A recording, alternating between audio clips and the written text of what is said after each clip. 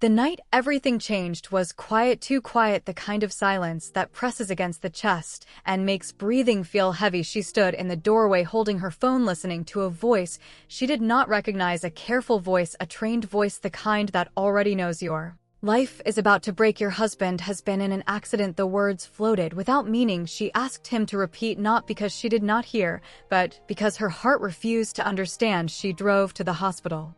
Alone, hands trembling, heart racing, every red light felt cruel, every second felt stolen. When she walked inside, the smell of antiseptic and grief filled the air. She knew before anyone spoke. She saw it in their eyes, the gentle pause, the softened tone. He was gone, and in that moment the world kept moving, but hers stopped completely.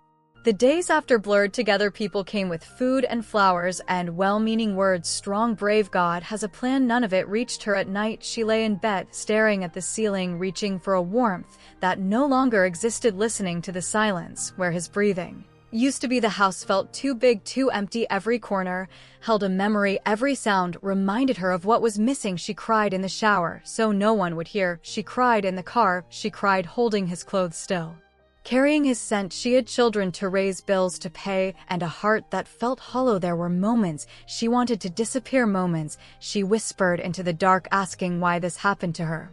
Grief did not come all at once. It came in waves, some gentle, some violent. Widowhood was not just losing a person, it was losing a future, losing shared dreams, losing the version of herself that existed beside him. Friends slowly stopped calling. Life moved on for everyone else, but she remained frozen in the moment. Everything broke. Money became tight. Fear became constant. Nights were spent at the kitchen table staring at papers, wondering how she would survive. She felt invisible, overwhelmed, forgotten, and exhausted. Yet every morning she got up, not because she felt strong, but because she had no other choice.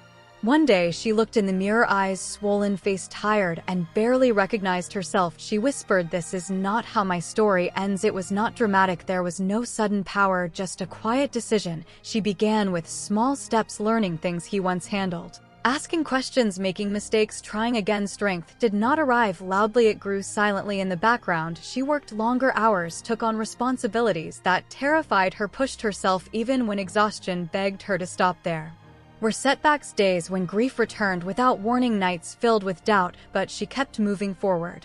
She learned that being a warrior does not mean never falling, it means standing back up every time life knocks you down. Her children watched her, learning resilience from her example. She became comfort and discipline, softness and steel. Laughter felt wrong at first, joy felt like betrayal, but slowly she allowed herself to live again. She celebrated small victories, a paid bill, a solved problem a day. Without tears, she found other women like her, survivors, widows, fighters. Together they shared not just pain, but rebuilding.